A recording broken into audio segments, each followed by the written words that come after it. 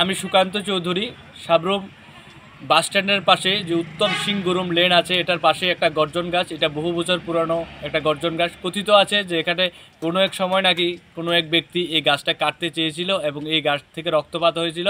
তারপর থেকে আমরা ছোটোবেলা থেকে দেখে আসছি এখানে মানুষের আমরা ভক্তি এবং শ্রদ্ধার সঙ্গে এখানে আমরা ধূপকাঠি মোমবাতি জ্বালিয়ে আসছি এবং আমরা আমাদের এখানের এলাকাবাসী এবং সাবরুম ফায়ার ব্রিগেড যে আছে ফায়ার ব্রিগেডের যৌথ উদ্যোগে আমরা এখন প্রথমবারের মতো এখানে শ্যামা পূজার আয়োজন করেছি। এই পুজোয় আপনাদের সকলের আমন্ত্রণ, আপনারা সবাই আসবেন এবং পুজোর প্রসাদ গ্রহণ করবেন এবং পুজোর আনন্দ উপভোগ করবেন। ধন্যবাদ সবাইকে।